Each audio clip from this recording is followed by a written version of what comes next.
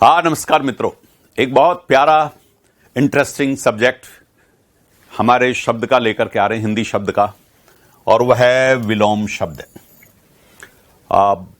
सामान्यतः परीक्षाओं में विलोम शब्द पर प्रश्न पूछे जाते हैं और विलोम शब्द हमें आते भी हैं, लेकिन कहीं कहीं पर ऐसा भ्रम पैदा हो जाता है और हम गलत विलोम शब्द को चुन जाते हैं।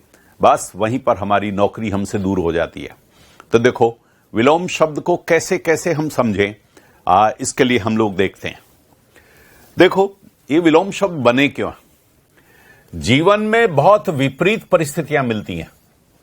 कभी दिन है तो कभी रात है, कभी अंधेरा है तो कभी उजाला है, कहीं स्त्री है तो कहीं पुरुष है, तो कहीं पर नित्य है, कोई चीज नित्य होती है तो नित्य नहीं होती, अनित्य होती है। तो इस प्रकार से हमारी विपरीत परिस्थितियों को व्यक्त करने के लिए भाषा में विलोम शब्द बने हैं। अब उनको जोड़ना, कनेक्ट करना, यही हमारा कौशल है। देखो, विलोम शब्दों के प्रकार हैं, कुछ तो बिल्कुल अलग अलग है। जैसे अमृत है तो अमृत का विष है, बिल्कुल अमृत अलग शब्द है, विष अलग शब्द है। तो ये दोनों अलग अलग प्रकार के शब्द होंगे आपको। लेकिन कहीं पर उपसर्गों से विलोम शब्द बनाए गए हैं। देखिए, क्षम शब्द है, क्षम, इसमें स लगा दिया तो सक्षम और ए लगा दिया तो अक्षम हो गया। अब दोनों ही जगह विलोम जो है, विलोम बनाने के लिए दोनों ही जगह उपसर्ग है, इधर स है और इधर ए है, और स और ए से काफी विलोम शब्द बनते हैं। अब देखिए, अनुकूल और प्रतिकूल शब्द है कूल। कूल का अर्थ वैसे किनारा होता है, लेकिन अभी तो बहुरी समास हो गया और अनुकूल का अर्थ हो गया मेरे पक्ष में और प्रतिकूल का हो गया मेरे विरुद्ध। ये मेरे अनुकूल है, ये मेरे प्रतिकूल है। तो देखो, अनु और प्रति दोनों उपसर्ग एक दूसरे के विलोम हैं और वो एस्प्रा थे। ऐसे देखो, सु और कु, ये दोनों बहुत, सु और कु एक दूसरे के विपरीत है। ये सुपात्र है और वो कुपात्र है, ये सुपुत्र है और वो कुपुत्र है। तो सु और कु, तो आप देखो, ध्यान दीजिए, इन उपसर्गों पे ध्यान दीजिए। स और ए, अनु और प्रति, और सु और कु, ये उपसर्ग ही एक दूसरे के विलोम है। और जब ये शब्द के जुड़ते हैं तो फिर इन्हीं के साथ दूसरा विलोम शब्द तैयार हो जाता है। तो देखो, हमारे पास विलोम शब्द दो तरह से बने। एक, शब्द ही अलग अलग होंगे, इनमें कोई विष का विष नहीं बनेगा और इसी का अमृत का कोई अनमृत नहीं बनेगा। दो, अमृत और मिश, ये दोनों के दोनों हैं। और यहां पर हमारे उपसर्गों के अनुसार विलोम बनते हैं। देखो, हम सबसे पहले देखिए अन। हमारे जो ए और अन, ये तीन हमारे ऐसे अव्यय हैं। ये उपसर्ग की तरह इस्तेमाल होते हैं, शब्द के पहले लगते हैं, इसलिए हमको लगता है कि उपसर्ग ये नहीं। ये संस्कृत व्याकरण में अव्यय कहे गए हैं, जो उपसर्गों का काम करते हैं, शब्द के पहले लगते हैं और उसका विपरीत अर्थ दे देते हैं। उसमें ये जो अन है, ये जो इस अन की बात कर रहे हैं, अन की, और ये स्वर से शुरू होने वाले शब्दों में लगता है। ये दोनों के दोनों व्यंजन से शुरू होने वाले शब्दों के लगेंगे। इनको आगे पढ़ेंगे। देखिए, अब अन स्वर से शुरू होने वाले शब्द देखिए, उचित और ये अनुचित। अब ये देखें, पहले देखिए अर्थ, और इसमें अन लगा, ये अन लगा, अन और अर्थ, और इसमें न और ए मिल करके पूरा न बन गया। अनर्थ है, इसमें ए नहीं है, अनअर्थ है। ये रहा हमारा अन और ये रहा अर्थ, ये अनर्थ हो गया। तो अर्थ, अर्थवान कोई चीज, और अनर्थ हो गया। जैसा हम चाहते थे वैसा नहीं हुआ, ये तो बहुत ही अनर्थ हो गया, अर्थ का अनर्थ हो गया। ये उचित, और उचित में अन लगाया, ये देखिए अन और उचित। इसको ध्यान दीजिए, बहुत उपसर्ग बनते हैं, बहुत से हमारे विलोम शब्द बन जाते हैं इस उपसर्गों से। अन उचित, तो न और उ मिलकर के नू बन जाता है। अब ये अनु है, हम लोग उपसर्ग में पढ़ चुके हैं इसको, वहां अनु उपसर्ग नहीं है। ये उपसर्ग है अन, दिखता अनु है, लेकिन ये अन है, अन उचित। जो उचित नहीं हो वो अनुचित है। तो देखो, उचित का विलोम हो जाएगा अनुचित। यह है अभिज्ञ। अभिज्ञ को मित्रों फिर से आप ध्यान दीजिए, अभिज्ञ का अनभिज्ञ, वहां पर ऑप्शन में भिज्ञ आ जाता है, ये भिज्ञ आ जाता। नो, भिज्ञ कोई शब्द ही नहीं है, यह है अभिज्ञ, अभी उपसर्ग है इसमें, और ज्ञ का अर्थ है जानने वाला। ये जो ज्ञ है इसका अर्थ है जानने वाला, और अन का अभि का अर्थ है अच्छी तरह से जानने वाला। तो अभिज्ञ का अर्थ, पहली बात तो ये समझिए, अभिज्ञ का अर्थ हम लोग समझ लेते हैं अनजान, बिल्कुल गलत। अभिज्ञ का अर्थ है अच्छी तरह से जानने वाला, और इसी के अन लग गया। जब इसके अन लगा तो आधा न और ए मिलकर के क्या बन गया, ये न पूरा बन गया, और ये बन गया अनभिज्ञ। तो फिर अभिज्ञ का विलोम है अनभिज्ञ। अभिज्ञ यानी अच्छी तरह से जानने वाला, अनभिज्ञ यानी जो अच्छी तरह से नहीं जानता। ये देखिए कैसे यूपीपीसीएस में आ चुका है। उदार देखिए, वह बड़े बड़े दिल का है, बड़ा सोच रखता है, मदद करता है, उदार व्यक्ति है, और उसका हो गया अनुदार। इसमें अनु नहीं है, ये अन उदार। वही इसमें अन लगा, ये अन उदार, और ये न और मिल करके नू बन गया, अनुदार हो गया। ये उत्तीर्ण शब्द है और अनुत्तीर्ण हो गया। अन उत्तीर्ण जो उत्तीर्ण नहीं हुआ, एबीपीसी यूपीपीसीएस में आ चुका है। औपचारिक देखिए, अनऔपचारिक, अन जुड़ गया और न औ बन गया, यह है औपचारिक, और इसमें न जुड़ा और न और औ मिलकर के बन गया अनौपचारिक। ये अपेक्षित है और ये होगा अनपेक्षित। अनपेक्षित देखिए, अनअपेक्षित, इसमें अन लगा और यही आधा न और एम मिलकर के अनपेक्षित हो गया। तो देखिए हम लोग कैसे अन के साथ चल रहे हैं। आगे देखिए, उपयुक्त, अनुपयुक्त, अनुपयुक्त, अन है ये, और ये उपयुक्त, यहां ऊ इधर जाएगा, उपयुक्त के साथ अनुपयुक्त।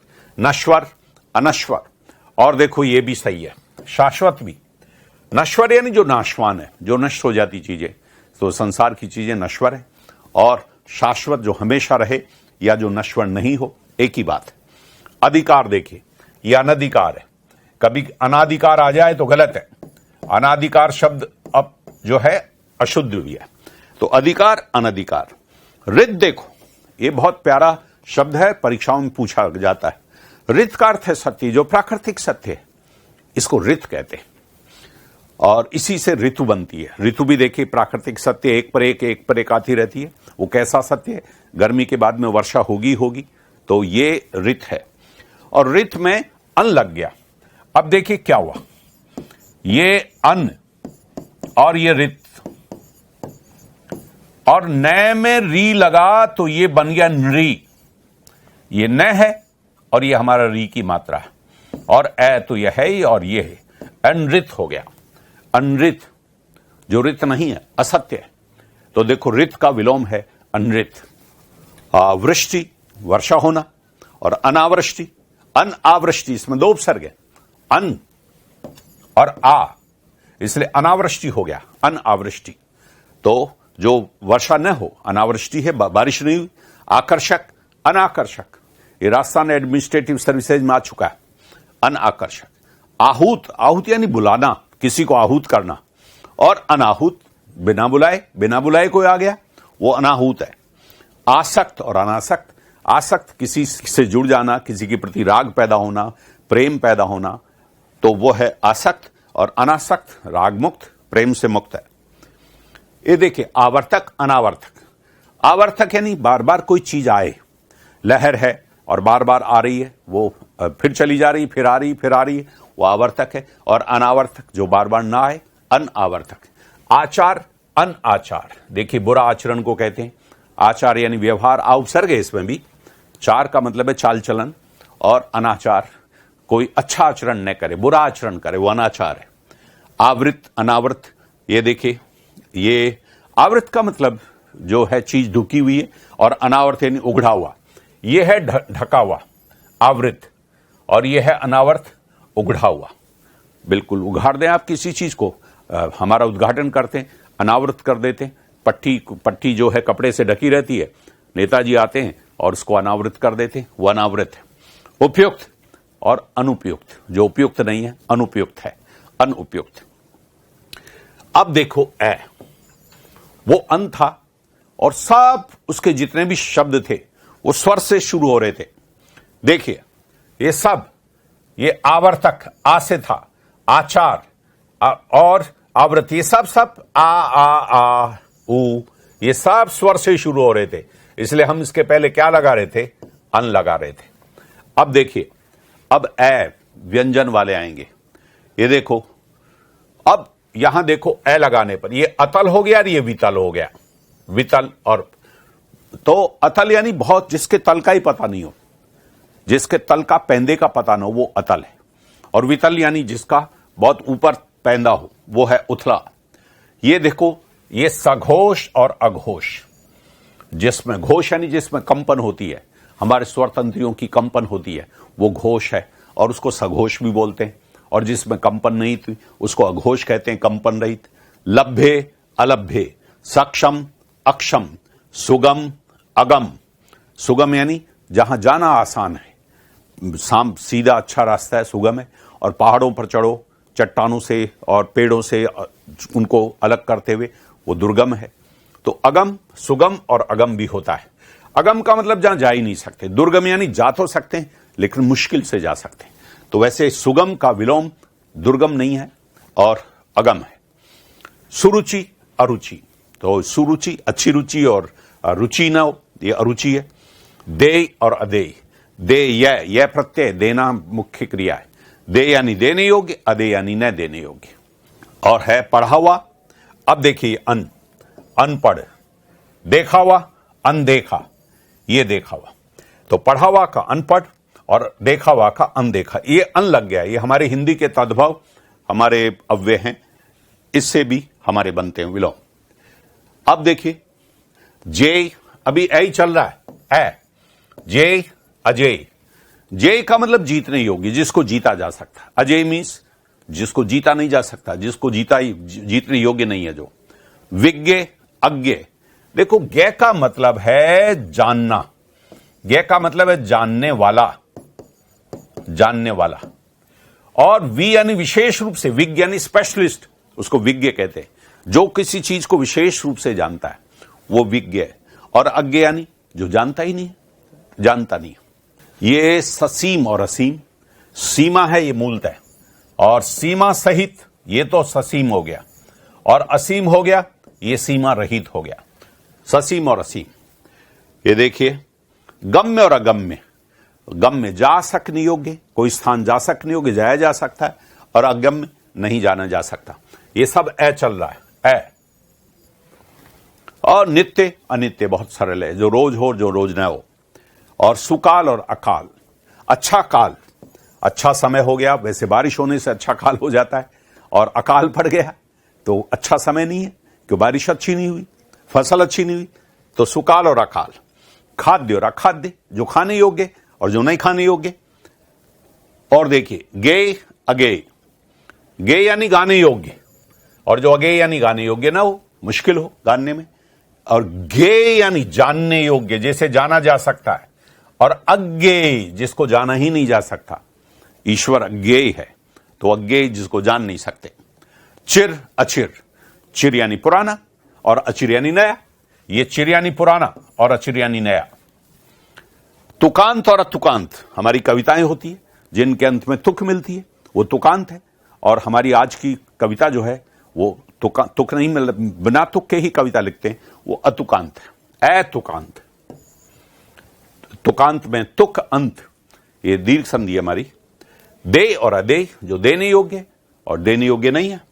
द्वैत और अद्वैत, द्वैत मीन्स दो, और अद्वैत यानी दो नहीं।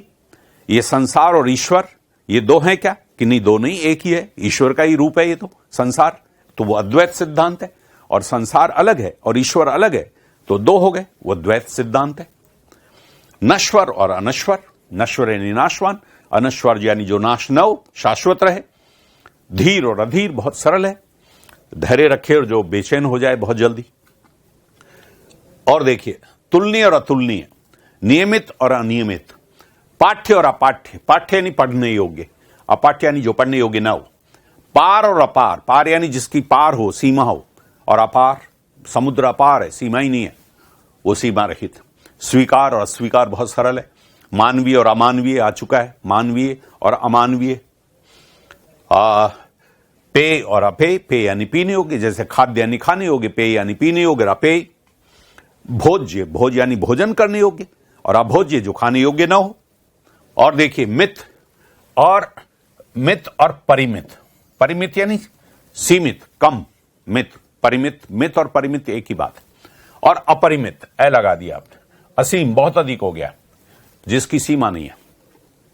युक्त और अयुक्त, युक्त यानी सही, और युक्ति के साथ, तर्क के साथ, और अयुक्त जो सही नहीं हो। लौकिक और अलौकिक बहुत सरल है, जो सांसारिक और असांसारिक। वैतनिक और अवैतनिक, जो वेतन पे काम करे वो तो वैतनिक, और जो बिना वेतन के काम करे वो अवैतनिक। शेष और अशेष, जो बच गया वो तो शेष, और अशेष जो नहीं, जो बचा ही नहीं है, अशेष है, जो खत्म न होता हो वो अशेष। स्पर्श और अस्पर्श, देखो स्पर्श जिसको छुआ जा सकता है, अस्पर्श जो छूने योग्य नहीं है वो अस्पर्श है। स्थिर और अस्थिर, स्थिर और अस्थिर, हम लोग उच्चारण में इसको अस्थिर बोलते हैं, तो अस्थिर नहीं होकर के अस्थिर, इसका सही उच्चारण है अस्थिर। स्थिर, अस्थिर। ये देखो अपराधी, ध्यान कीजिए, अपराधी का विलोम निरपराधी, यहां निरुपसर्ग से बनने, आप निर का अर्थ विलोम बनाने के अर्थ में काम में आता है। अपराधी और निरपराधी नहीं, निर लग जाएगा, अंत की ई चली जाएगी, जैसे दोषी, निर्दोष, तो अपराधी, निरपराध। अस्त्रीकरण और निरस्त्रीकरण, ये देखो निर, यहां आ गया निर, और आधा रे और ए मिलकर के बन गया पूरा रे, ये पूरा रे बन गया, निरस्त्रीकरण। तो अस्त्रीकरण बिल्कुल अस्त्रों के साथ होना, और निरस्त्रीकरण अस्त्रों पर प्रतिबंध लगा देना, हथियार नहीं होना। आधार, निराधार, ये निराधार है, निराधार। आदर, निरादर, ये इसमें निरुपसर्ग लगा हुआ है। आश्रित, निराश्रित। आशा, निराशा। आयात, यह है निर, और फिर निर्यात, इसमें आ उपसर्ग है इसमें, और इसमें निरुपसर्ग है। मूल शब्द यात। आयात, सामान को इधर लाना, निर्यात, सामान को उधर करना। आमिष, इसमें मूल शब्द मिष का मतलब है मांस, तो मांसाहारी, आ उपसर्ग है और निरुपसर्ग है, निर और आमिष, दो उपसर्ग है इसमें, तो निर, आ और मिष। तो वो निरामिष जो मांस का उपयोग नहीं करे, यूपी पीसीएस में आ चुका है, निरामिष शाकाहारी को कहते हैं। तो मांसाहारी का विलोम है शाकाहारी, और आमिष का विलोम है निरामिष। देखो लगभग 19 शब्दों में हमको विलोम बनाना चाहिए। अब अगर आमिष को हम शाकाहारी, आमिष है और इसका विलोम शाकाहारी कर देंगे, ठीक नहीं है। आमिष का विलोम है निरामिष, और मांसाहारी का विलोम है शाकाहारी। जिस प्रकार का शब्द संरचना हो, विलोम भी उसी संरचना में हो तो ज्यादा अच्छा है। देखिए आगमन और निर्गमन, ये मूल शब्द गमन, इसमें आ उपसर्ग है, और यहां भी गमन मूल शब्द, और इसमें निरुपसर्ग है, निर्गमन। आगमन आना, निर्गमन यानी जाना। उत्साही और निरुत्साह। अब देखो फिर यहां ई जो है, यहां इसकी ई निर लगने पर गायब हो गई है, निरुत्साही शब्द गलत हो जाएगा, इसलिए शब्द निरुत्साह सही है।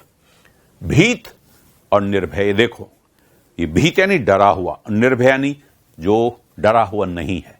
भय का निर्भय ठीक नहीं है, भय एक भाव है, निर्भय वो व्यक्ति है, डरा हुआ वो व्यक्ति जो जिसमें भय नहीं हो, तो वहां पर निर्भय है।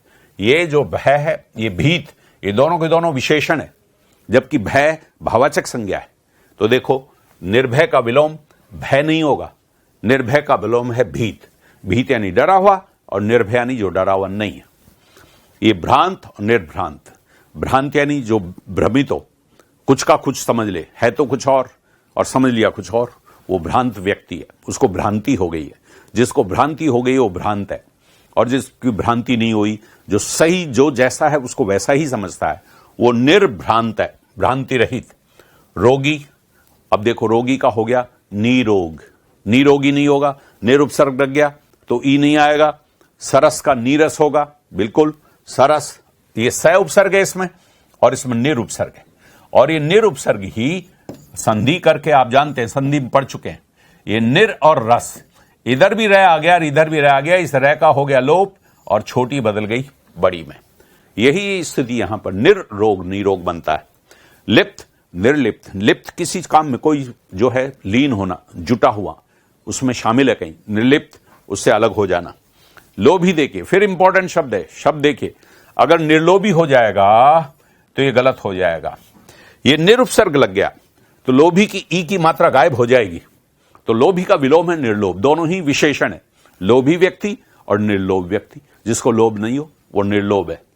देखिए अभिमानी, अब यहां फिर ई गायब हो गई और यह है निरभिमान। हम लोग इसको शब्द शुद्धि में पढ़ चुके हैं, उपसर्ग में पढ़ चुके हैं, ये तीसरी बार पढ़ रहे हैं हम लोग। ये निरभिमान है। विघ्न, निर्विघ्न, अगर आप शुद्ध हिंदी व्याकरण को पढ़ लेते हैं तो आप समझिए कि फिर भाषा में, न केवल परीक्षाओं में, अपनी जिंदगी में भी, अपने व्यवहार में भी आप शुद्ध भाषा बोलेंगे। आप पहले इन सारे लेक्चर्स को अच्छी तरह से सुनिए। ये केवल नौकरी लेने के लिए नहीं है, यह आपकी भाषा का संस्कार करने के लिए है। और एक संस्कारित भाषा वाले व्यक्ति जिंदगी भर दूसरों के साथ जब भी संवाद करेगा, संलाप करेगा, तो वह अच्छा आकलित किया जाएगा, उसका आकलन अच्छा होगा, मूल्यांकन अच्छा होगा, वो अच्छी तरह से देखा जाएगा ये व्यक्ति सुसंस्कृत है, कल्चर्ड व्यक्ति है। अच्छी भाषा से अच्छी संस्कृति का पता लगता है। इसलिए इस भाषा के इन लेक्चर्स को आप लोग अपने व्यवहार में लाएं, न केवल इसको ज्ञान लेकर के नौकरी लें। ये देखो विघ्न है और निर्विघ्न है, कोई विघ्न नहीं, कोई बाधा नहीं। वैयक्तिक और ये निर्वैयक्तिक, देखो निर लग गया, ये रे लगा हुआ है, इसमें रे लगा हुआ है, ये रे है, रे, निर्वैयक्तिक। तो वैयक्तिक व्यक्तिगत बात, निर्वैयक्तिक जो व्यक्तिगत नहीं हो, सबकी हो।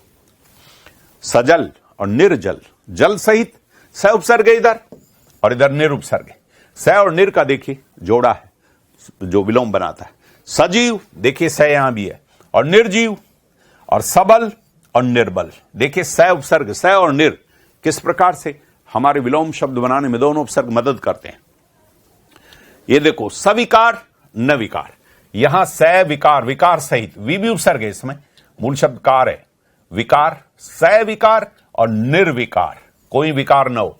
सविकार मीन्स परिवर्तन होना, निर्विकार मीन्स कोई परिवर्तन नहीं हो। विकार परिवर्तन को कहते हैं, चेंज को।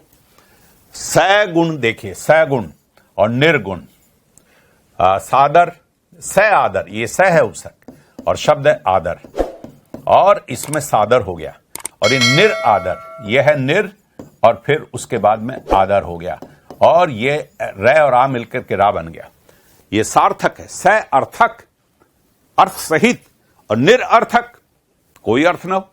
तो यहां भी स उपसर्ग है, स उपसर्ग है, और स और ए अर्थक, ये दीर्घ संधि हो गई हमारी। ये स का ए, इस स में ए है, और ये ए मिलकर के बन गया आ।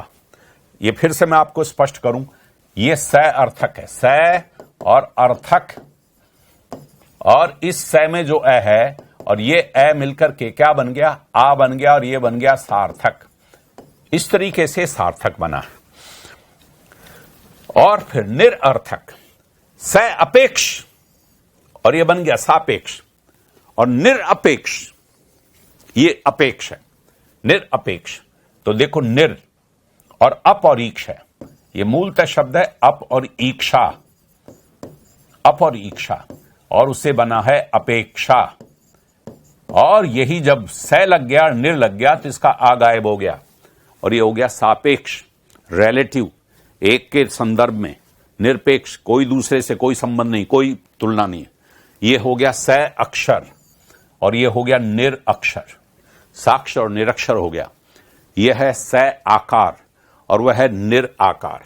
ये स और आकार है, स और आकार है, और ये निर और आकार है, निर और आकार है, ये निराकार है।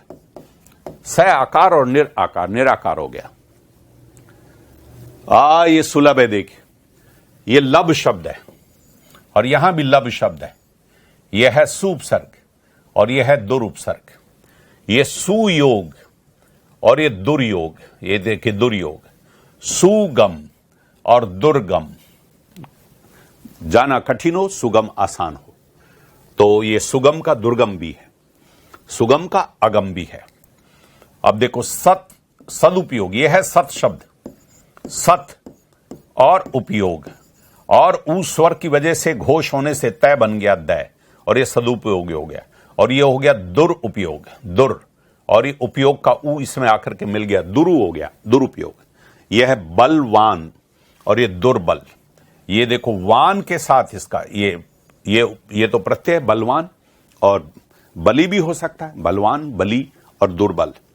ये आग्रह, अब देखो मूलतः तो आ तो उपसर्ग है और ग्रह शब्द है, और इसमें दुर और आग्रह, दुराग्रह। किसी अच्छी चीज के लिए आप जिद करें वो तो है आग्रह, और किसी बुरी चीज के लिए आप जिद करें वो है दुराग्रह। तो आग्रह का विलोम है दुराग्रह। इधर देखिए, सौभाग्य और दुर्भाग्य, यह है सुपसर्ग है इसमें, और सुभाग, और इसमें यह प्रत्यय लग करके सु क्या बन गया, सऊ बन गया। तो यह सुपसर्ग है इसमें, और इसमें दुर है, दुर्भाग्य। महाआत्मा और दुरात्मा, महान आत्मा और बुरी आत्मा। तो ये महान आत्मा, सुगंध, ये सुपसर्ग है, और ये दुर्गंध, इसमें बिंदी और लगी हुई है, दुर और गंध। ये सद्बुद्धि, ये देखो मूल शब्द है सत, और ये बै घोष की वजह से बन गया सद बन गया, सद्बुद्धि और दुर्बुद्धि। सुबोध, जिसका ज्ञान करना आसान हो, बोध यानी ज्ञान, सुबोध यानी जिसको समझना बहुत आसान है। दुर्बोध, जिसको समझना कठिन हो, समझ तो जाएंगे लेकिन मुश्किल से समझेंगे। और सुगंध और दुर्गंध बहुत सरल है। तो और देखिए आ और अव, आज्ञा, देखो मूल शब्द है ज्ञा। ज्ञा का अर्थ वैसे बहुत अर्थ होते हैं, लेकिन ज्ञा का अर्थ है यहां जानना, लेकिन आ उपसर्ग से आज्ञा का मतलब ऑर्डर हो गया, आदेश हो गया। और अवज्ञा, आप किसी आदेश का न्याय पालन करें, आप जानते हैं दूसरों ने कहा कि यह काम करना है और जान करके भी आप उस काम को नहीं करते, वह है अवज्ञा। आज्ञा, ये देखो आ और अव। आरोह, आरोह का अर्थ है चढ़ना, यह है आरोह, आप यह है आरोह, और यह है अवरोह। ये आरोह है और यह अवरोह है, उतार है। ऐसे देखो उन्नति और अवनति, देखो अव नीचे की स्थिति, यह है उद, और उद और नति है, संधि हो गई, व्यंजन संधि, इसे न के कारण द भी न में चेंज हो गया। तो उन्नति, किसी की स्थिति ऊंची हो वो उन्नति है, और किसी की स्थिति नीची हो वो अवनति है। तो ये तो देखो उन्नति है, ये तो प्रोग्रेस है, और वो रिग्रेशन की स्थिति है। ये देखो पदोन्नत, प्रमोशन होना, पद किसी का ऊंचा हो गया हो, बड़े पद पे चला गया हो, ये प्रमोशन है। पदावनत, ये जो डिमोशन है, नीचे चला जाना, एक पद कोई गलती काम की और उस बड़े पद से छोटे पद पे भेज दिया, वो पदावनत है। पद अवनत, यह है पद और फिर अवनत, अव उपसर्ग है यहां पर, पदावनत। ये गुण है और ये अवगुण है, देखिए अवगुण, तो ये अवगुण। एक देखो सुकर और दुष्कर। अब सु, जिसको करना आसान हो, कर यानी करना, करना, कर यानी करना आसान, और दुष्कर कठिन, जिसको करना कठिन हो, तो दुर, ये दुष्कर हो गया, सुकर। अब देखो ये कै घोष है, इसलिए यहां दुष उपसर्ग है, ये है उपसर्ग है दुष, और जो कै के साथ में दुष हो गया, ये हो गया दुष, ये हो गया ये दुष्कर, और घोष के साथ में आता है ये दुर, दुर्बल। तो यहां दुष्कर, देखिए सुकर्म, सुकर्म और दुष्कर्म, बुरा कर्म, कै अघोष है, इससे दुष आएगा। सुप्राप्य और ये दुष्प्राप्य, जिसको प्राप्त करना आसान हो और जिसको प्राप्त करना मुश्किल हो, कठिन हो, वो दुष्प्राप्य है। साहस, दुस्साहस, किसी अच्छे काम के लिए आप साहस दिखाएं वो तो साहस कहलाता है, किसी बुरे काम के लिए बताएं वो दुस्साहस। यह है सहनीय और यह दुस्सह, दुस्सहनीय नहीं, देखिए सहनीय यानी सहन करने योग्य, और दुस्सह जिसको सहना कठिन हो, सह तो लेंगे लेकिन बहुत कठिन है, किसी का दुराचार बहुत होता है, खूब मार पड़ती है और वो दुस्सह होता है, कहना सहना कठिन है। सुपाच्य बहुत सरल है, जिसको पचाना आसान हो, और दुष्पाच्य, पै घोष इसलिए दुष् लगेगा, दुष्पाच्य जिसको बहुत सा ऐसा भोजन होता है गरिष्ठ, उसको पचाना मुश्किल होता है, वो दुष्पाच्य। ये देखो ये अलग तरह का है। अब इसमें तेजस्वी, तेज और निस्तेज, तेज रहित हो, चेहरे पे चमक नहीं है, तेज, निस्तेज। कलुषित और ये निष्कलंक, ये देखो कै, तय के साथ तो ये सही रहता है, ये है उपसर्ग निस है, और तय के साथ तो ये स है, लेकिन कै के साथ ये श हो जाता, निष्कलंक। स्वार्थी और स के साथ सही रहता, निस्वार्थ। अब देखो निस लगने से निस्वार्थी नहीं होगा, कहीं आप निस्वार्थी कर दे, नो, ये निस लगने से ई गायब हो जाएगी। स्वार्थी और निस्वार्थ, जो व्यक्ति बिना स्वार्थ के काम करे वो निस्वार्थ। देखो उत्तम और अधम, ये उद उपसर्ग है, उत्तम, और अधम यानी नीचा, उत्तम यानी श्रेष्ठ और अधम यानी नीचा। तो ये देखो उद, यहां पर उद और अध, उद का अर्थ है ऊपर और अध का अर्थ है नीचे। उन्नत, उदनत, किसी की स्थिति ऊपर हो, और अवनत नीचे की, वही उन्नति और अवनति, और वही है उन्नत और अवनत। मित्रों, अब अप और नी उपसर्ग से देखिए आप, अपकार, उपकार और अपकार, ये उप उपसर्ग है, और ये अप से विलोम बन रहा है। कीर्ति, किसी का यश, अपकीर्ति, अपकीर्ति का अर्थ है अपयश। ये देखिए सम्मान और अपमान, ये शकुन और अपशकुन, सुयश, अपयश, ये सब अप उपसर्ग है, अपयश। तो देखो उत्कर्ष, अपकर्ष, उत्कर्ष यानी आगे उत्थान होना, उत्थान है, उत्थान, उत्थान, और अपकर्ष यानी पतन। ये उत्कृष्ट है यानी जो अच्छा है, निकृष्ट है, यहां नी उपसर्ग है, ये नी उपसर्ग हमारा, नी उपसर्ग। और प्रवृत्ति और निवृत्ति, ये आ चुका है आरेस। प्रवृत्ति यानी किसी काम में जुटना, लगना, संलग्न होना, लीन होना। निवृत्ति उस काम से अलग होना, ये हमारे जो योगी लोग हैं वो संसार से निवृत्त हो जाते हैं, वो निवृत्ति है। तो प्रवृत्ति और यहां निवृत्ति, यहां प्र उपसर्ग है और यहां नी उपसर्ग है, तो नी से विलोम बनता है। देखो संपन्न, यहां पर देखिए वी उपसर्ग, संपन्न और विपन्न। पन, पन का मतलब चीजों को होना, और संपन्न यानी ठीक तरह से होना, विपन्न यानी नहीं होना, विपन्न यानी गरीब। और आकीर्ण और विकीर्ण, तो ये देखो विकीर्ण यानी फैलना, ये है हमारा आकीर्ण और विकीर्ण। आसक्त और अनुरक्त, ये आसक्त और अनुरक्त एक ही बात है, किसी चीज के प्रति आकृष्ट होना, उसके प्रति मोहित होना, उसके प्रति मोह से जुड़ जाना। और ये अनासक्त, संसार से अनासक्त होना, संसार से विरक्त होना। तो ये अनुरक्त का विलोम है, विरक्त है, और आसक्त का अनासक्त है।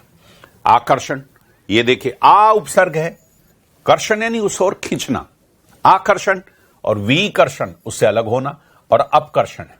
तो विकर्षण भी और अपकर्षण भी दोनों हमारे चलते हैं इसमें। ये देखो तृष्णा, और यूपीपीसीएस में आ गया वितृष्णा। तृष्णा यानी इच्छा, कामना, प्यास।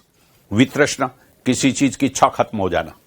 सफल और विफल, ये असफल भी चलता है लेकिन अच्छा है विफल। और ये देखो योग, योग और वियोग, और ये संयोग का भी वियोग होता है, और सुयोग का भी। तो योग, संयोग और सुयोग सबका वियोग है। संयुक्त का वियुक्त, संयुक्त यानी जुड़ जाना, वियुक्त यानी अलग हो जाना, यहां भी वी उपसर्ग है। और संग्रह और विग्रह अलग अलग करना, संग्रह यानी एकत्र करना और विग्रह अलग करना। ये देखे सब वी हमारे वी उपसर्ग है, हमारे वी उपसर्ग से हम लोग विलोम बनाते हैं। संगठन, विघटन, संगठन, घटित, घटन, घटित करना यानी जोड़ना, बनाना, निर्माण करना, और विघटन उनको अलग अलग कर देना। ये देखे संश्लिष्ट और विश्लिष्ट, वी उपसर्ग है, यहां सम उपसर्ग है, ये सम उपसर्ग है, सम, से के ऊपर जो बिंदी आ रही है वो सम है। और संपदा और विपदा, संपदा का मतलब है किसी चीज का आपके पास होना, और विपदा मीन्स नहीं होना, अभाव हो जाना, संकट, अभाव की वजह संकट विपदा है। ये देखो साधर्म, ये है स आ और धर्म, और ये वै धर्म है, ये यह प्रत्यय की वजह से, ये देखो स धर्म है, और स धर्म में यह प्रत्यय लगा, तो यह से स तो बन गया सा, और ये धर्म। तो साधर्म धर्म के अनुसार या उसी धर्म जैसा, उसी के गुण जैसा, और वह धर्म, धर्म विरुद्ध भी होता है और उसका गुण भिन्न होता है, उसका धर्म अलग होता है, वह धर्म है। स्मरण और विस्मरण, स्मरण यानी याद करना, विस्मरण यानी भूल जाना। स्वजाति अपनी जाति का, और विजाति दूसरी जाति का। ये देखो रथ और निरथ, देखो इसको ध्यान रखिए मित्रों, हम लोग रथ का विलोम निरथ कर देते हैं, जी नहीं, रथ और निरथ एक ही बात। रथ यानी किसी काम में जुटे होना, निरथ यानी और अच्छी तरह से जुटे होना। तो रथ का पर्यायवाची है निरथ, और इन दोनों का ही विलोम है विरथ। रथ का विलोम भी विरत है। विरत मीन्स किसी काम से अलग हो जाना, मैंने इस काम से अपने आप को विरत कर लिया, अलग कर लिया है। निरत मीन्स मैं उस काम में जुटा हुआ हूं।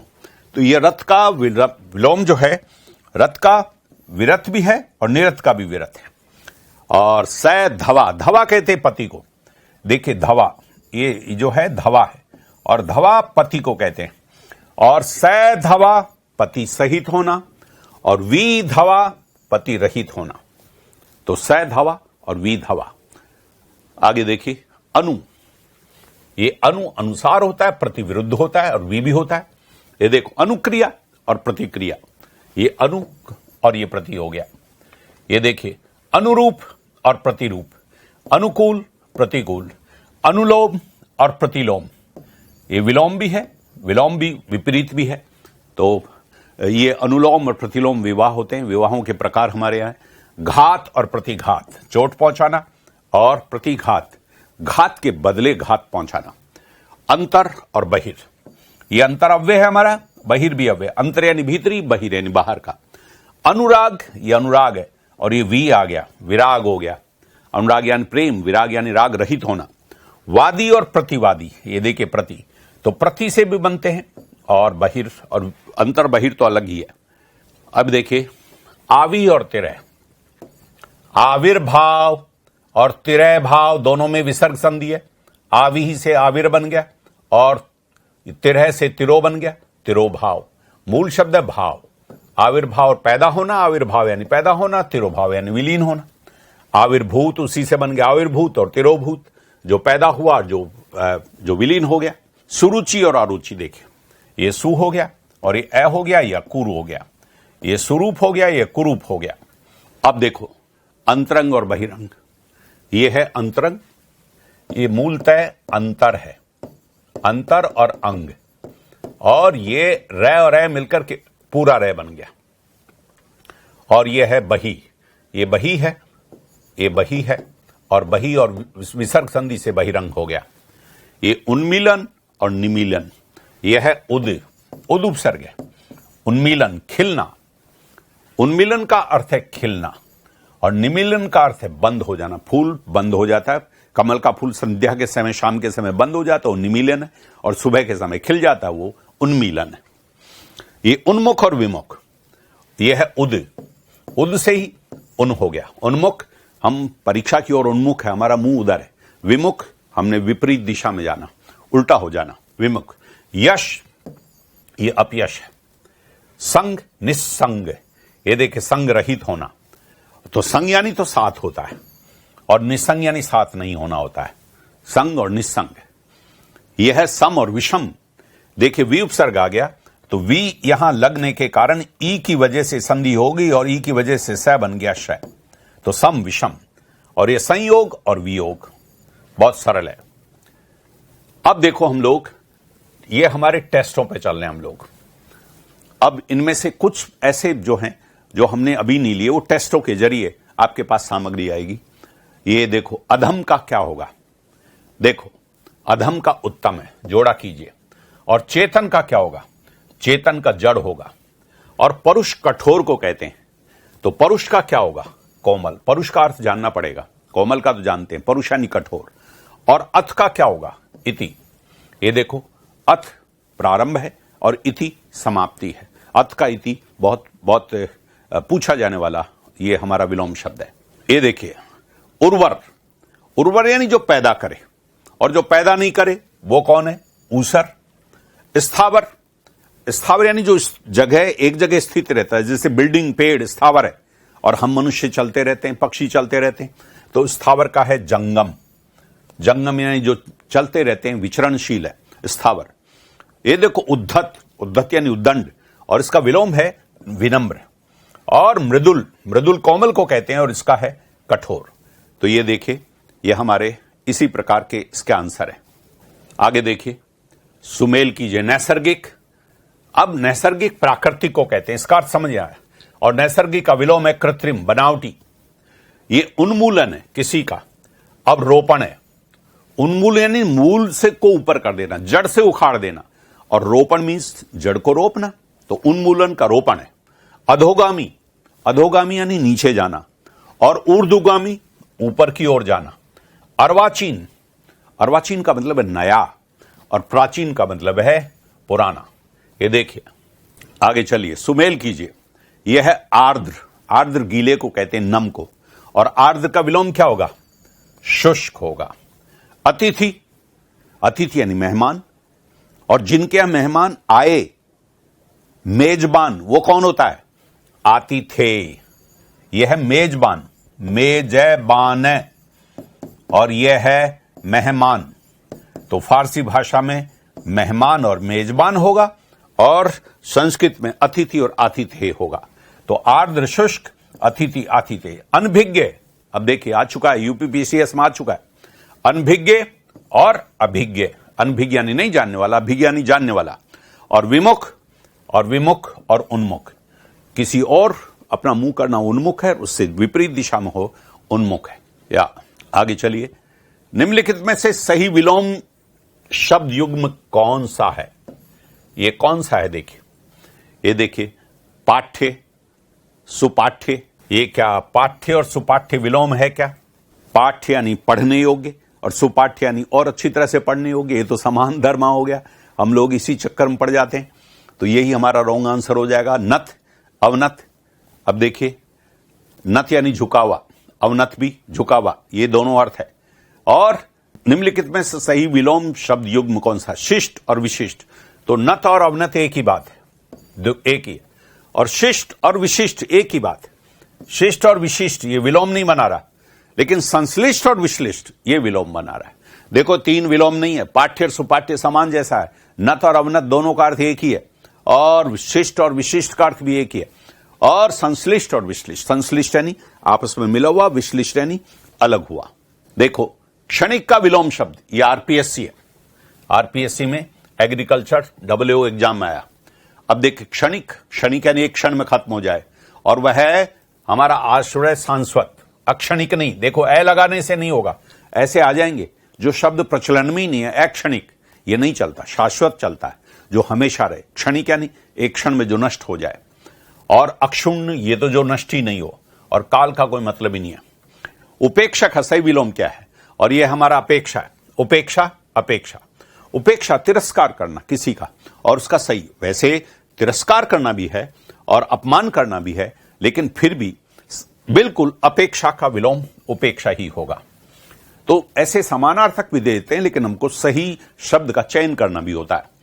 अतिवृष्टि, ये देखो अनावृष्टि के रूप में होगा। अब अतिवृष्टि यानी बहुत ज्यादा वर्षा होना, और बहुवृष्टि तो उसी जैसा सा है, हालांकि ये शब्द प्रयोग नहीं है। और बंजर, शुष्क तो बिल्कुल अलग चीज है। मूल्यवान का विलोम क्या है? ये देखिए, मूल्यवान का मूल्यहीन है। मूल्यवान, मूल्यवान और अमूल्य ये तो लगभग एक जैसे हैं, मूल्य वही है और मूल्यहीन ही है, मूल्यवान और मूल्यहीन। आगे देखिए, अनुराग का क्या है? अनुराग का विराग होगा, ये हमारा विराग है। अर्क, अर्क तो बिल्कुल सूर्य को कहते हैं या आग को कहते हैं, और द्वेष अलग चीज है, राग अलग चीज है। तो राग और अनुराग तो एक ही बात हो गई। अनुराग का विलोम है, राग का भी विराग है और अनुराग का भी विराग है। ये कृतज्ञ है। कृतज्ञ शब्द का सही विलोम क्या है? और ये कृतज्ञ होगा। कृत यानी कार्य, कृत यानी कार्य, किया हुआ कार्य, और ज्ञ यानी जानने वाला, ज्ञ यानी जानने वाला। आपने कोई किसी के लिए कार्य किया और वो जानता है कि साहब आपने मेरे लिए कार्य किया है, बार बार कहता है कि साहब आपने मेरा अच्छा काम किया, वो कृतज्ञ है, किए हुए को जानता है। और घ्नः, घ्नः का अर्थ है नाश करने वाला, घ्नः का अर्थ है नाश करने वाला। देखो, शत्रुघ्न होता है ना, हमारे शत्रुघ्न, यह शत्रुघ्न शब्द है, शत्रु का विनाश करने वाला।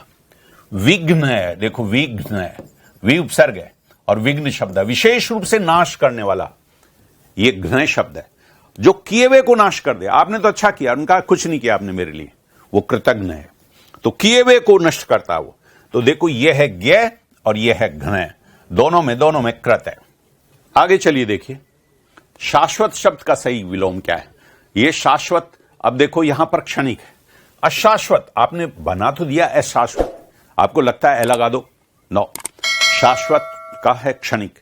क्षणिक अभी पहले भी आया था, क्षणिक यानी जो एक क्षण के लिए रहे, और एक शाश्वत ये बार बार 2 बार में आ चुका है। देखिए यहां पर दूसरी परीक्षा में भी आ चुका है। उत्तम का सही विलोम क्या है? उत्तम का देखो, ये है हमारा अधम, ये हमारा अधम है। उत्तम का निकृष्ट भी होता है और तो नहीं है, लेकिन हम लोग इन दोनों में से आ सकते हैं। लेकिन उत्तम और अधम, उत्तम यानी ऊंचा अच्छा, अधम यानी नीचा। साकार का क्या है? साकार देखो निराकार, ये विकार वी उपसर्ग से नहीं है, आकार नहीं, प्रय नहीं, देखो कितने उपसर्ग लगे हुए हैं। लेकिन जो साकार और निराकार, ये हमारा निराकार है। निराकार और साकार, निर उपसर्ग है और सा उपसर्ग है। ये आगे देखो, अल्पज्ञ का विलोम क्या है? जो कम जानता हो। और फिर इसका विलोम क्या है? सर्वज्ञ, सब कुछ जानता हो। वैसे बहुज्ञ भी ज्यादा अच्छा तो बहुज्ञ है, अल्पज्ञ और बहुज्ञ। तो सही विलोम तो अल्प कम जानने वाला और बहुत जानने वाला। लेकिन सर्वज्ञ ये बहुत अच्छा विलोम नहीं है, लेकिन अब परीक्षा में आया हुआ है इसलिए आप इसको देख सकते हैं। अभिज्ञ का मतलब अच्छी तरह से जानने वाला, कृतज्ञ यानी किए हुए को जानने वाला, और अवज्ञ तो कोई शब्द होता ही नहीं। सुनीति का विलोम देखिए, अच्छी नीति, ये सुपसर्ग है और सु का विलोम है कु, सुनीति। अनीति तो नीति नहीं है। अनाचार सदाचार तो व्यवहार के बारे में, बात नीति को लेकर है। नीति 2 शब्द है और सु का है कु। वह अपने विषय का पूर्ण अभिज्ञ है। अब देखिए, अब ये अभिज्ञ का मामला है, अभिज्ञ का। और फिर हम अभिज्ञ का क्या होगा? हमारा विलोम हो गया अनभिज्ञ। सर्वज्ञ नहीं, अभिज्ञ का विलोम है अनअभिज्ञ, जो नहीं जानता। अल्पज्ञ यानी जो थोड़ा जानता है। आगे देखिए, प्रतिघात शब्द का विलोम शब्द है प्रतिघात, और मूल शब्द है घात। प्रतिघात घात का विलोम है, घात का प्रतिघात है, बस। आघात और घातक प्रत्याघात नहीं, घात प्रतिघात। अत का विलोम देखो अभी आ चुका था, अत का विलोम है इति। अत का प्रारंभ है और इति है समाप्ति। वैसे अंत भी होता है, लेकिन फिर भी वो प्रारंभ का अंत होता है, और अत का इति है, यह अत का इति है। इसके बाद देखिए, सकाम और निष्काम, कामना सहित स उपसर्ग है और ये निश उपसर्ग है, निष्काम। उपकार का विलोम है, उपकार का विलोम है अपकार, ये हमारा अपकार। उपकार, परोपकार, अनुपकार, प्रतिकार नहीं। प्रतिकार बदले को कहते हैं, अपकार बुरे काम को कहते हैं, उपकार अच्छे काम को कहते हैं। या अगला देखिए, आगत, ये आगत का विलोम है। देखो आगत का अनागत भी होता है और विगत भी होता है, और ये हालांकि ये परीक्षा में विगत दिया है। विगत यानी पिछला, आगत यानी आने वाला। जो नहीं आया है अनागत, वह भी इसका विलोम है। और इस प्रकार से 2 एक समान जैसे परीक्षा में नहीं देने चाहिए, और इसीलिए जो परीक्षा में पेपर इसलिए रद्द होते हैं। तो आगत का विलोम अनागत भी है और आगत का विलोम विगत भी है। आगत यानी जो आने को है, और विगत यानी जो जा चुका है, ये इसका अर्थ है। स्वागत और विरत तो है ही नहीं। सापेक्ष का विलोम, सापेक्ष का है निरपेक्ष, बिल्कुल सही है। आपेक्ष और कुसाप, ये तो कोई है नहीं, ये अर्थ भी नहीं है, ये भी कोई अर्थ नहीं है। और आपेक्ष नहीं, सापेक्ष, निरपेक्ष। स्मरण का विस्मरण, ये है स्मरण यानी याद करना, और वी उपसर्ग लगा दिया तो विस्मरण है। ऐ नहीं, अब यही तो थोड़ा ध्यान रखने की बात है। ऐसे विलोम बनता है, वी से बलौट, थोड़ा शब्द के व्यवहार को ध्यान में रखने की बात है। विस्मृति, अस्मृति नहीं होती, तो विस्मृति। आगे देखिए, अथ, फिर वह गया। अथ देखिए कितना कॉमन शब्द है, अथ का इति। 3 परीक्षाओं में आ चुका है, बहुत इंपॉर्टेंट है। आप देखो कौन सा विलोम यहां पर ठीक है। ये अपव्यय और मितव्यय। आज्ञा तो आज्ञा अवज्ञा होगा, निंदा नहीं हो सकता। उपकार और भलाई तो उसी का ही पर्यायवाची हो गया, उपकार का तो अपकार होता है। और ईर्ष्या और द्वेष, ईर्ष्या अलग चीज है और यह है द्वेष अलग है। तो यहां पर देखिए अपव्यय और मितव्यय, बहुत ज्यादा खर्च करना और थोड़ा खर्च करना, मितव्यय और अपव्यय ये है। तो ये दोनों अलग अलग है। आज्ञा और निंदा दोनों अलग अलग चीज, ईर्ष्या द्वेष बिल्कुल अलग अलग चीजें, और उपकार और भलाई तो समानार्थक है। यही हमारा आंसर है। तो देखो गलत विलोम शब्द देखिए, प्रवेश, प्रवेश तो ये तो हमारा निकास होना चाहिए, बाहर आना चाहिए, प्रस्थान होना चाहिए। प्रवेश का विलोम जो है मूक और वाचाल, बिल्कुल सही है। और प्रवेश, ये मूक और वाचाल बिल्कुल सही है। पुरस्कार और तिरस्कार भी सही है। और भूत और भविष्य, तो देखो यहां पर प्रवेश और निवेश ये विलोम शब्द नहीं है, तो ये हमारा गलत है। मूक और वाचाल, मूक यानी जो बोलता नहीं हो, वाचाल यानी जो बहुत बोलता हो। पुरस्कार करना, किसी को सम्मानित करना, तिरस्कार करना, उसको अपमानित करना है। और भूत भविष्य भी चलेगा। उन्मूलन का विलोम है, देखिए उन्मूलन, और ये रोपण आएगा आपका। उन्मूलन यानी मूल से ऊपर कर देना और ये रोपण करना, तो हमारा ये आंसर होगा ग्रस्त। अब देखिए ग्रस्त किसी चीज से पीड़ित हो जाना और ये किसी चीज से मुक्त हो जाना। रोगग्रस्त और रोग मुक्त, रोगग्रस्त रोग से पीड़ित हो गया, रोग मुक्त हो गया, रोग से अलग हो गया, तो ग्रस्त का विलोम है मुक्त होना। देखो मूक का विलोम अभी आया, मूक का, तो ये वाचाल होगा। मूक का अर्थ, मूक यानी नहीं बोलना, गूंगा, बिल्कुल जो बोले नहीं, वो मूक है और वाचाल है। अज्ञ का, अभी देखिए अज्ञ यानी जो नहीं जानता, और सर्वज्ञ जो सब जानता है। भिज्ञ कोई शब्द होता है नहीं, ये बहुत जानता है, ये थोड़ा जानता है, और जो नहीं जानता और जो सब जानता है, तो कुल तुलनात्मक रूप से ये हमारा ज्यादा होगा। एलडीसी एग्जाम में आ चुका है, ये देखिए ऊपर, ये यूपीपीसीएस में आ चुका है बहुत। अगला देखिए, अशुद्ध विलोम शब्द कौन सा है? अशुद्ध विलोम शब्द देखिए अभिमुख और उन्मुख, ये एक ही दिशा का अर्थ है। हम परीक्षा की ओर अभिमुख है और उन्मुख है, तो ये अभिमुख, विमुख होना चाहिए था लेकिन उन्मुख हो गया। और उन्मुख का विलोम है विमुख, तो ये हमारा विलोम नहीं है। रस्व दीर्घ होता है, रस्व स्वर होता है, दीर्घ स्वर होता है। जो कम समय बोला जाए वो रस्व, और जो ज्यादा समय ले वो दीर्घ। गणतंत्र का एक तंत्र होता है, गणतंत्र में एक गण का राज्य होता है और एक तंत्र में एक का राज्य होता है। और सृष्टि और प्रलय, रचना करना और विनाश करना, ये दोनों, ये भी सही है और ये भी सही है और ये भी सही है, और हमारा यही आंसर होगा। ये विलोम शब्द नहीं है। अशुद्ध विलोम शब्द युग्म है। देखो निंदे और स्तुत्य, ये बिल्कुल सही है। निंदा करना और जो है स्तुति करना, तो प्रशंसा करना, निंदे और स्तुत्य। अब देखिए इसमें ये निर्मल और अमल, निर्मल और अमल एक ही तो बात हुई। इसमें निर्मल जिसमें मल नहीं हो, और अमल, तो ये जो है ये यहां पर ये अशुद्ध शब्द है।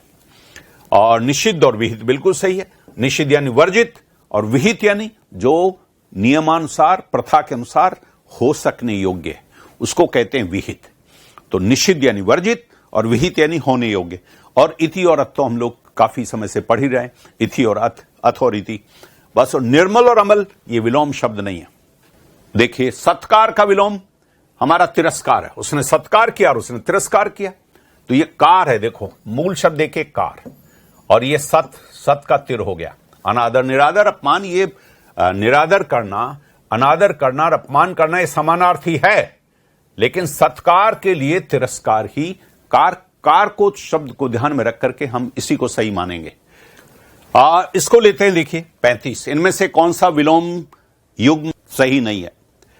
देखो उर्वर और उसर तो जानते हैं आप। उर्वर यानी उपजाऊ, और उसर, उसर का मतलब जो उपजाऊ नहीं हो।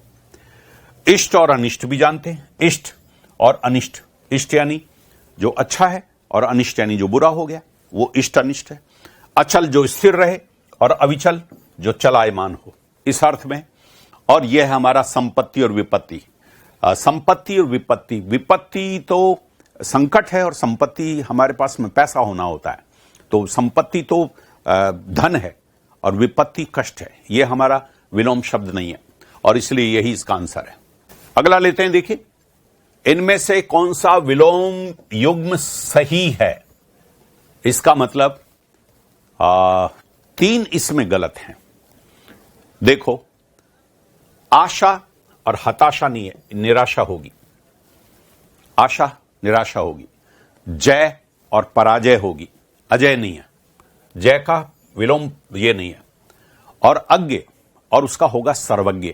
अज्ञ और सर्वज्ञ, अज्ञ नहीं जानता और सर्वज्ञ सही जानता है, और ये सही है। अंतरंग और बहिरंग, भीतर का अंग और बाहर का अंग, तो ये इस अर्थ में। सदाचारी का विलोम शब्द क्या है? तो बहुत सही है, आप खुद ही आप देख लेंगे। दुराचारी है, जिसका आचरण बुरा है वो दुराचारी है। दुष्ट भी है, भ्रष्टाचारी अलग प्रकार का आचरण है, और पाखंडी अलग तरह का व्यवहार है, लेकिन बिल्कुल सदाचारी और दुराचारी यही इसका होगा। ये देखो, ये एलडीसी एग्जाम्स में हमारे यहां पर आते रहे। आगे देखिए, सामिश शब्द का विलोम शब्द क्या? निरामिष, बिल्कुल। हम आमिष हमने पढ़ा है अभी, और निरामिष मांस, जो निरामिष शाकाहारी जो मांस नहीं खाता हो, सामिष जो मांस खाता हो। व्यष्टि शब्द का विलोम क्या है? और यह समष्टि है। व्यष्टि का मतलब एक इकाई, और समष्टि मीन्स समस्त इकाई। कक्षा में एक व्यक्ति व्यष्टि है और पूरी कक्षा वो समष्टि है। कौन सा विलोम युग्म गलत है?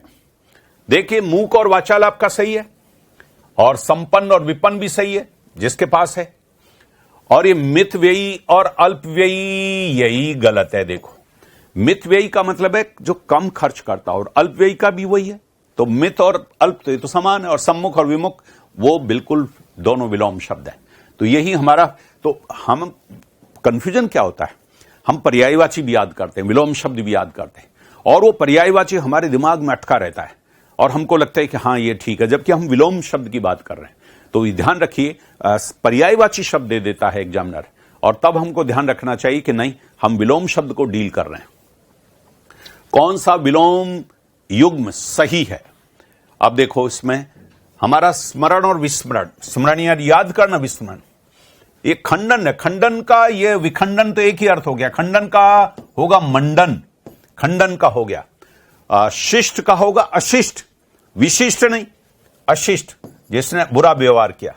और नत का होगा अवनत, नत यानी झुका, झुका हुआ हमारा, और नत का होगा उन्नत, ये नत का उन्नत होगा। नत यानी झुका हुआ, और उन्नत, ये नत का उन्नत होगा। कौन सा विलोम युग्म सही नहीं है? तो देखो साहब, सापेक्ष निरपेक्ष है, आपत्ति विपत्ति है, व्यष्टि समष्टि है, स्वीकीय परकीय है।